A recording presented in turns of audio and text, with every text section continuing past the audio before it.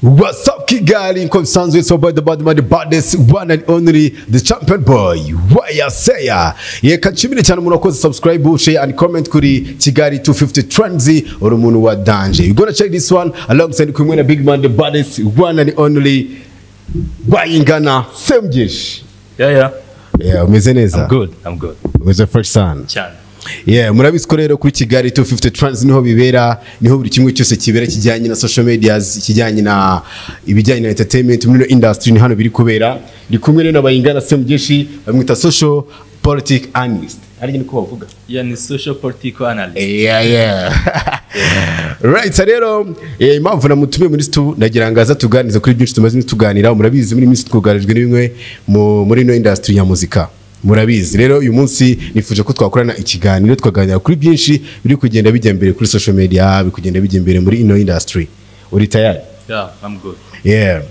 Uyu munsi rero muri ino industry muri rusange uri kubona bimeze biti? Urabona byifashe gute muri kino kibuga cya muhanda rwa muzika?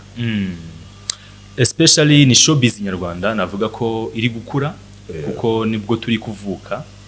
Mvuze ko tudafite igihe kirekire muri no muziki igezweho, ntabwo nabambeshye.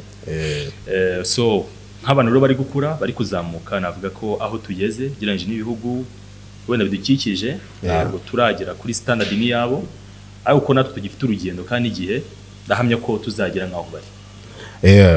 Urabona wo muziki arantu kuva nawe uri kujya muri makeya cyane. Muziki ari kuva nawe uri kujya kuko nkaza difference irimo nkaza 2010 wasangaga imiziki iri hit. Muziki curangwa cyane ariyo mu baturanyi, icyo gihe reggae, injyano muri Kongo ni imiziki y'abakongomani, y'abagande, abatanzania, injyarwa n'ibindi. Niyo miziki wasanga yihariye amaradiyo yo mu Rwanda, mu rugo, mu ma telefone nyine imiziki y'amahanga niyo twacurangaga. Ariko birashoboka cyane ko kuri ubu n'icyumweru cyashira abantu bacyumva imiziki y'abanyarwanda. Cyo na achievement ya mbere kandi yo kwishimira. So nk'abantu rero bakiri kuvuka kuko dufite generation ebyiri, harabarwa generation ebyiri ku cyitwa modern music cyangwa secular music. Mu gihe nyine u Rwanda ntago ari umuziki twavuga ko ari ikintu gishya mu Rwanda, twarohoranye ariko uri based ku muco wacu. So rero iyi muziki iri secular, navuga ko turi mu kiragano cya kabiri cyaho. So urebye rero improvement irimo, ndabona ko harahiganisha. Improvement irimo kubera ko muri iki gihe dusigaye umuntu yakora yacuranga indirimbo kuva nimugoroba kugera mu gitondo cyane kandi ari z'abanyarwanda gusa. Ariko hari imbogamizi tugenda duhura nazo, cyane cyane abahanzi bakuru. Ari ibintu turi kubona, urabona umuhanzi asigaye akora indirimbo nziza imeze neza itunganyije, ariko kugira ngo ikundwe n'abantu agacreating ikintu nyine kimeze nka saga, sometimes ugasanga kiranamusebya.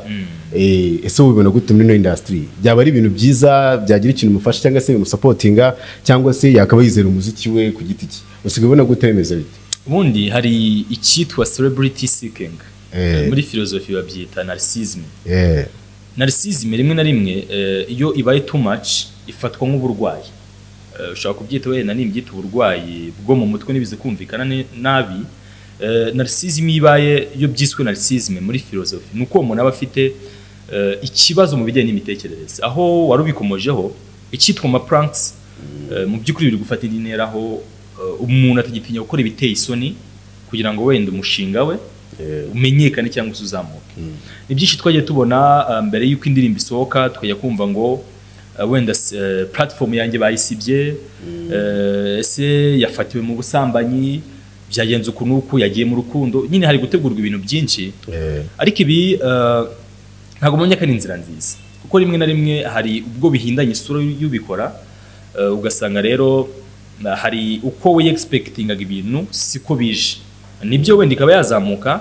Ikindi impamvu wenda mu muziki wacu Nyarwanda bizagorana cyane kumenya niba koko turi kuzamuka ko dukunzwe, kuko hari abagiranye umuziki wacu bagendeye ku mibare yo ku ma platforms, habe Audiomack, habe Spotify ndetse na YouTube.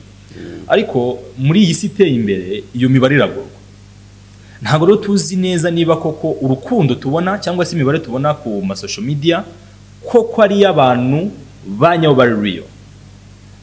Kuko ubu umuhanzi munini tugereranya wenda bitewe n'imibare afite. Nk'uburugero ntago bikiri gitangaza ko umuhanzi w'umunyarwanda agira million views kuri YouTube mu gihe mbere wayigiraga igihugu cyara celebratingaga kubera iki ubu hari uburyo bwo iyo mibare ishobora kugurwa rimwe na rimwe ujya unabona critics zizamuka bakavuga bati niyaguze se yaguze ama comments nk'ubindirimbo Plenty ya The Ben numvaga ari abantu bavuga ko yaguze ama comments iyo foto ya Bruce Melody numva bavuga ko hari waguze views nyine ibi bintu byose hari biri create chaos muri societe aho bigoranye cyane kumenya ngo bihagaze uko cyangwa se ukundi so ibindi rero ni ukutihesha agaciro bihari kuko arabumva ko femme ngomba kwigira ari uko wenda se naciye muri quartier nambaye ijipo kandi umuhungu wenda se ibikorwa byose nyine bihabanye n'umuco ngenga nyarwanda kuko nicyo kintu dutangarira kuko nucaho wambaye ipantaro nta muntu uzakureba kuko nyine ni muri kamere y'abagabo twambara amapantaro ariko nucaho wambaye ijipo twese tuzahindukira cyangwa tuzana kwibazaho nihajya hanze ifoto yawe wambaye suti uri umugabo nubwo biteguye nka pranks ariko hari ukundi abantu babitekereza nibyo ndabari mu ruganda bashobora gutekereza bati ni pranks yateguye ariko se abatarurimo turafata uyu muntu byanze bikunze hari ikibazo afite cyangwa se ya joininze ryatsinda na ndibuze gukomozaho bita LGBTQ+ amahitamo abaribamo nta nubwo tubaveba kuko buriya ndi mubano ubaha amahitamo y'abantu ibi byose rero ni bigaragaza ko nibikuye mu cyitwa showbiz ubuhanzi ibi byose rero mu byukuri ni ibintu bikwiye gucungirwa hafi kugira ngo n'ubutumwa butambuka buze bwubaka ko kuko hari ikibazo cy'uko iyi miziki akenshi iri hanze igamije ntago ari imiziki igamije gukangura intekerezo z'abantu ntago ari imiziki irimo message zo kwigisha dukeneye beats dukeneye bishegu njye numva babyita ibishegu n'ibindi ibi byose ni ibintu bigomba gucungirwa hafi kugira ngo n'uwo muziki twishimira ko nubwo tukiri bato ugereranije n'ibihugu duturanye ariko nibura tuzazamuke tugira aho tugera babona rero gute umuziki wacu ukomeza kubakira ku binyoma cyangwa se ku bintu bitari ibyanyabyo mu myaka itangiye imbere umuziki wacu uzaba strong cyangwa uzaba gusa nanone ni wavuga ko bubakiye ku kinyoma ariko birimo kuko niba turi muri decades ya kabiri ukajya kumva ngo abahanzi niduhuza nabo barabyivugira ubwabo niduhuza abanyamakuru nibadushyigikira bashyigikira bakabigenza uku kandi tubara ko ari generation ya kabiri kwiyubaka wenda reka tuve ko generation ya mbere yatangiranye na ba The Ben Medi n'abandi yani yitwita generation ya mbere wenda ya kabiri hajemo bano ba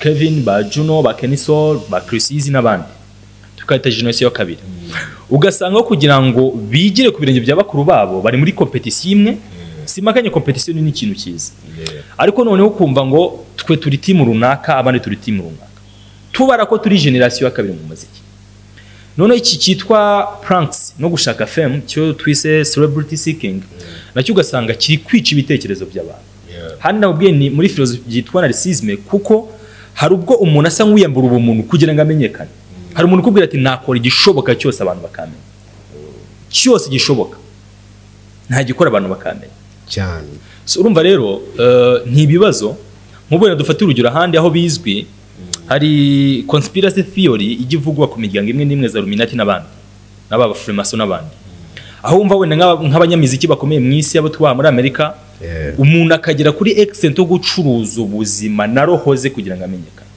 cyane ibi ni ibintu bisanzwe bizwi bihari so urumva rero icyitwa celebrity seeking niba ugeze kubitekereze yuko utanga uwawe cyangwa nawe ukitanga gusa kugira ngo ushake fame byanze bikunze biba byamaze guhinduka uburwayi so niyo mpamvu n'ibintu bikwiye gucungirwa hafi kugira bitazavamo uburwayi urumva wenda ngende kuri cyo ruvuze mu Rwanda bijya bivugwa bakavuga ngo bamwe na bamwe ngo bajya mu bapfumu ngo niyo mpamvu bahora bari on top no mu Rwanda usanga n'abanyamakuru natwe dushobora tubigiramo uruhare tugakina umuhanzi umwe ugasanga abahanzi babiri bari kuvuga cyane umunsi ku munsi urugero nka Bayingana na The Ben bagahora bari trainer bari kuvuga cyane kandi hari abandi bahanzi bakora ibintu byiza ndetse bashobora kubona cyane banafite n'imana ariko abone bari gukomeza bari on top babandi abona kuvuga ngo hari abajye mu mupfumu hari abandi ngarabagiye iki n'ibiki yasimbyizera nge nizera ko iyo umuntu yakoze agashyiramo imbaraga nibyo yakenirwa support ariko hard working pays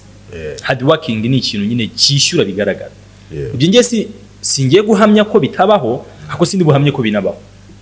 Icyo mamenye no kuyukoze cyane hari igihinduka mu mibereho yawe ntabakuzi birumvikana of course. Ibintu bya showbiz rero bitewe wenda n'ikiswe management yajemo gutegura ibitaramo ko ufite abantu bikwirukiramo ko wenda bategura ibyo bitaramo mu gihugu cyangwa handi runaka we kuba wabageraho bigoye bigasaba kuca kuba bandi nyine ibyo byose birumvikana kandi ubuzima bwose ibyo bintu bibamo kubera ko equitable system mu bantu nyine nagiri fair buri wese ahari bafite umusomo birakenewe. Icyo ndi kuvuga kuri ingingo nuko igikwiye gukorwa cyane. Hari nk'ibyo njya nkurikira nkabona nk'umuntu wigamba ngo kanaka nubigenze uko tuzakuzira. Umuntu nyine akabyigamba kandi nawe wajya kure ukabona he's from nowhere. Ni umuntu nawe nyine waje utamenya ngaturutse he.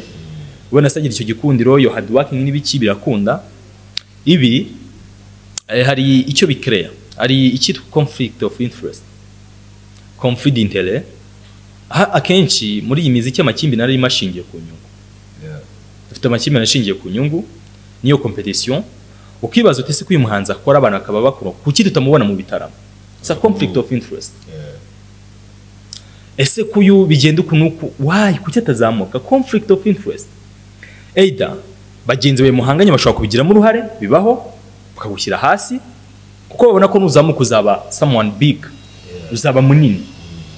Ariko nanone no kutagira nyina humenera nabyo bikintu gishoboka. Kutagira uza kumenera kugira abantu bakumenye nyine branding ibya cyane. Ari nayo mpamvu rero buriya ikindi kiba gikenewe na buriya sympathy na pacific mu bantu irakenewe cyane.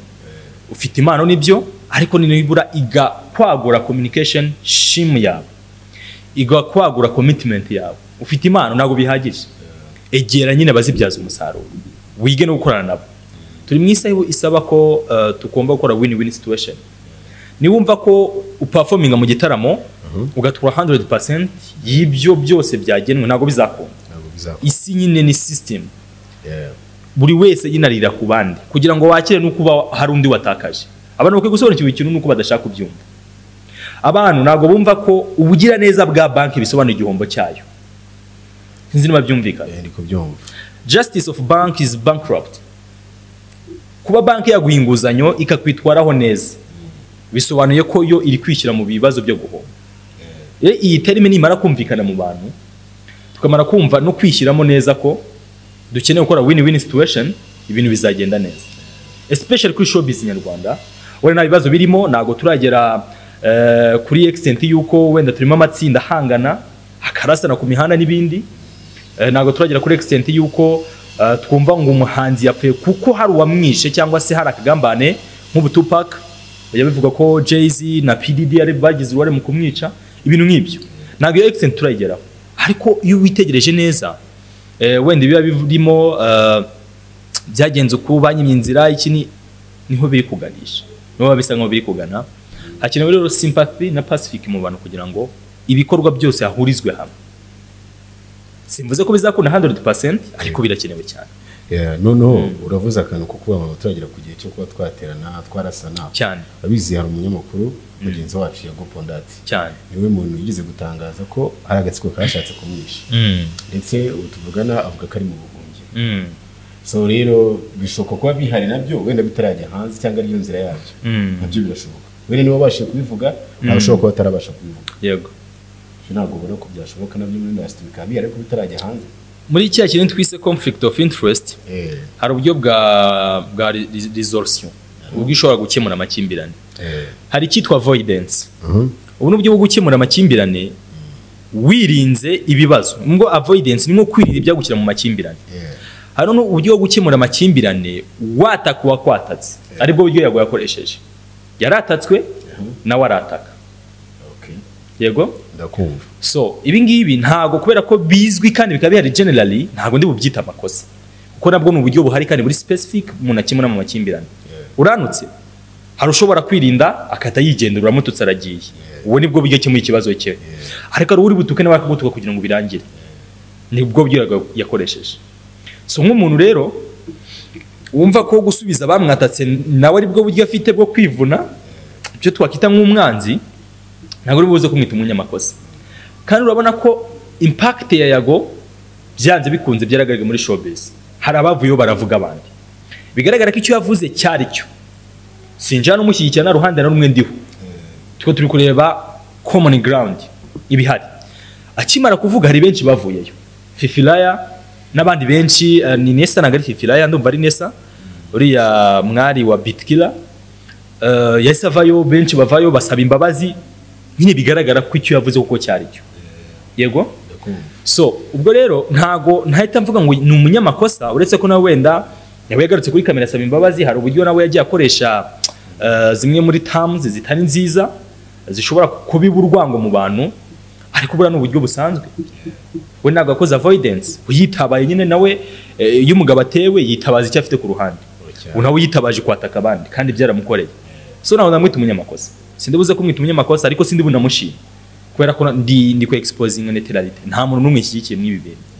Cyo turi kureba no kureba ngo hakorwa iki ya showbiz yacu, showbiz nyarwanda itera imbere.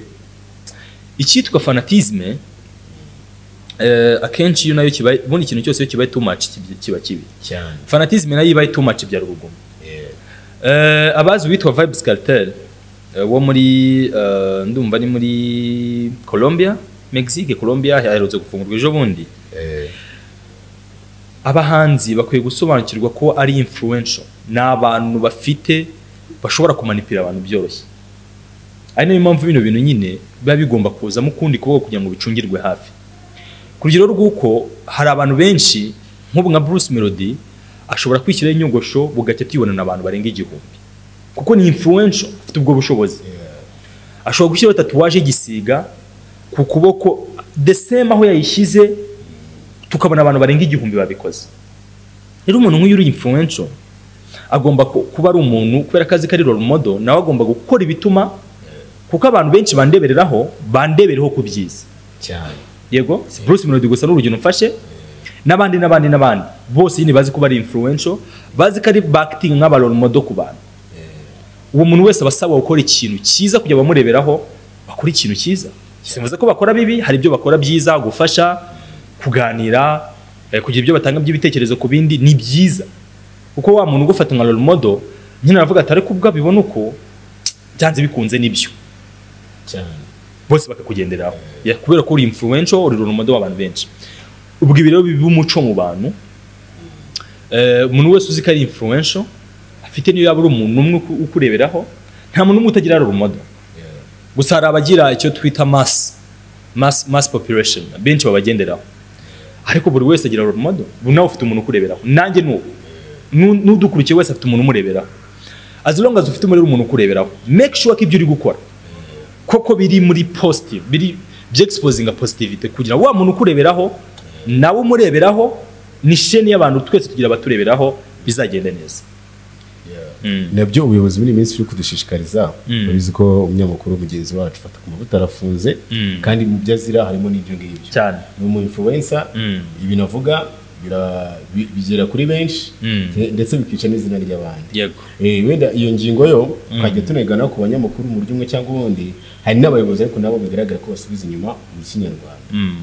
Wenda ni byiza ko umuntu ahatana, na nubwo ari uko abanza bataba bahatanye, bakoze album, bakoze indirimbo nyinshi, ndetse babanigaragaje mu buryo bwinshi bushoboka. Ariko ukabona nyine niba dufite ikirori muri BK Arena, abahanzi bagiye ubushize nibo bazasubira gutaha. Wenda yavuga byinshi muri industry, ngo hatangwa ruswa, yaba y'amafaranga cyangwa se y'igitsina, byose biravugwa. Nicyo kintu gishobora kuba nacyo gisuzuma abahanzi, ndetse n'impano nshya kintu zizamuke muko bikwiye. Urumva ikintu gihari, abantu bari iconic bari ku gasongero, hatarime wenda abantu bakunda gukoresha ko nyine umuntu urimo achieve, nyine umuntu wageze kuri byinshi byanze bikunze ugomba kumwitabaza. Nta kibazo kirimo kuba mu gitaramo Bruce Melody yajyamo, kuko nyine yarabiharaniye kandi arabikorera. Nta kibazo kirimo kuba mu gitaramo gikozwe Chris Easy yahamagazwa, nyine ni afite audience, afite ukuntu nyine yubatse ibintu muri icyo gihe. Aho wenda ikibazo cyaza kumenya ngo ese koko abo tuvuga ko batahamagajwe koko baba koko bari kuri karibu yo kwitabira ibyo bintu, kuko twari ibyo tubonesha amaso, nyamara buri kintu kigira doctrine ikigenga. Noneho twebwe akenshi dukunze no kuyoborwa n'amarangamutima. rero ntabwo dukwiye kwibwirwa n'amarangamutima ko buri kintu kigira doctrine. Wenda doctrine mu muziki yasanze abantu batamerita ibyo bintu. Why not? Kubera ko nyewe mfana Juno Kizigenza akaba atatumiwe hatangiye hariya no banze umenye umuntu mfana ari kuri calibre yuko aha hantu yahamagajwe kuko yagomba kuba hari.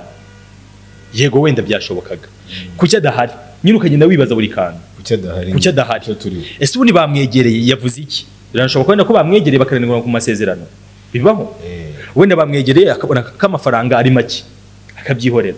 Aho twe twabona ku mafishe atajeho akagambane whatever. No, abantu bakwiye kubanza why iyi term why. Buri abantu benshi bagiye tujye dutekereza why before yuko dukora iki byagakwiye kuba byiza. Niba ubonye ikintu wita uterera hejuru banza wibaza iki kibazo kino mu banye mu fans cyane.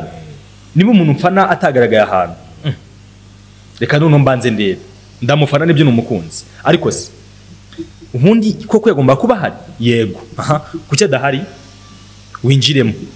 Ese koko uyu mufana uyu muhanzi nkunda yegerewe yaganirijwe wenda byarabaye kuki noneho ataje mu basohotse kuri final list wenda se bari byo batujuje n'iki babona nibihura. It's okay. Kumva nyine bya bindi dufata nk'amakimbirane ari byo twe turimo amakimbirane mu bitekerezo.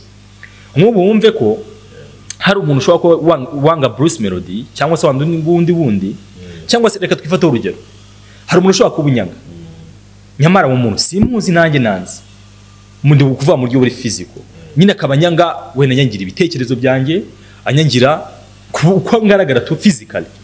Ibyo babyita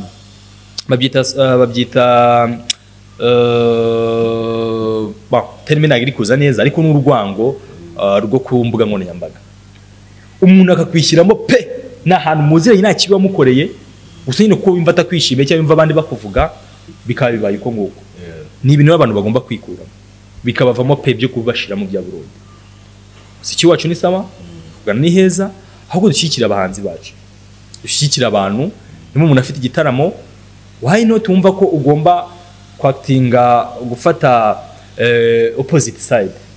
No, ahubwo ari byo mbona mu makipe ubona bavuze ko biremewe sindi buze kubijyamo ariko bana nk'ikipe udafana iratsinzwe utereye hejuru nini urabyishimira celebrations na humility mu ibyo bintu. Wenda hari ibikorwa byo gushyushya no gushyushyanya mu mutwe bibaho ariko niba tuvuga n'umufana wa The Ben Bruce Melody akaba afite igitaramo akaba afite akanya why not ntajye ngo umushyikirize n'umuhanzi nawe akeneye kubaho nk'ibikorwa bikeneye kumenyekana. Rero humility to exposing mu buryo bushoboka.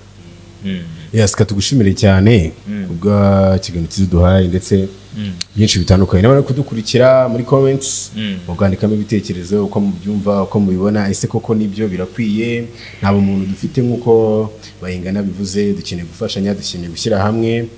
Ese impamvu abahanzi badakunda kujya mu bitaramo cyane ni ukubera ko abawe kuganira bimeze biti tubanze dushishoze muri make wenda twanarije uko yabivuze nicyo yashatse kutugaragariza. Hanyuma tugana no ku musozo ni nayo mpamvu muri minsi tubishishikarizwa uburyo bwo gukoresha social media ndetse muri kwitwara kuri social media ari gutabwa muri yombi kwibutsa n'aba influencer n'abandi bantu bose badukurikiye gukoresha social media zabo neza.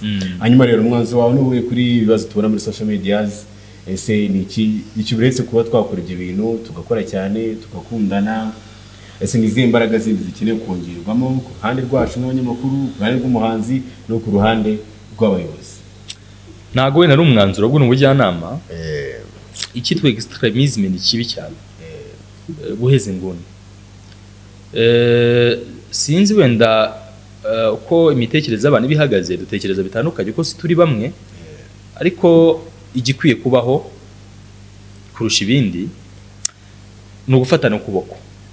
Dufatana ukuboko uri umuhanzi munini nibyo nibonye mu rumuna ufite impano mufashe nawe azamuke ko naye kuzamuka ko hari ababigizemo uruhare tutazi. Niba ufite ukushyikira mugenzi wawe mushyikire muzamukane ko ibi bintu bya competition ni nziza aho competition iri hostile nimbi. Hari bwo competition iza mu bugome. Ubu nagiye muri cyane byo yagiye avuga cya gitaramo cyakoreye muri Camp Kigali asa nk'ukomoza kuri Krisizi na bagenzi be bakorana nyina uburyo bivuzemo ubona afite akababaro n'agahinda. So niba rero harimo gufashanya dufashanye kandi tubikunze kuko ndahamya ko nta kubaha mugenzi wawe ukuboko ntumva ntacyo bitwaye ngewe ku ruhande rwanjye si umwanzuro ni igitekerezo afashanye abahanzi social media zirakeneye kugira bimenyekane ni medium nziza aba promoters n'abandi nyine byikitwa ngo uruwa kanaka kuko ikintu gihari tuzajya dutekereza nuko iyi si twese tuzayivaho. Nose niba uramutse uhejeje inguni wenda kuri Bruce Melody bikaba bizwi ko uruwa Bruce Melody wenda akaba atagifite ubushobozi bwo gukora imiziki bizagenda biti kandi waramaze kwerekana ko uruwa Bruce Melody guhindura uruhande bizakugora. Ariko ufashe Bruce Melody ugafasha The Ben ugafasha whatever buri wese ukeneye support akakubona nyine biba byiza. Ni nacyo kintu cyiza abantu uko abantu batabizi wanago guheza inguni ari bwo ukundwa cyangwa ngo abantu bakwibonemo. Wese mfashije umuntu A mwafasha B nkafasha C nkafasha D utekereza abantu bakunda uwo muntu nabo ko batazaba inshuti zanjye cyane. So dufashanye bizaba byiza. Katugushimire cyane rero ko bitabiriye ubutumire bwacu. Ikiganiro cyacu cyo nakagaruka reka twizere ko n'ubutaha tuzakubona. Sure ndahari. So rero thank you so much my people. It's nko bisanzwe it's about the badman balance the champion boy YSA umuntu wagumye hano kugeza kuri uyu munota. Stay tuned, subscribe, share, comment. Dure mu biganiro by'ubutaha. Astra Vista, Astra Manyana. Ciao ciao.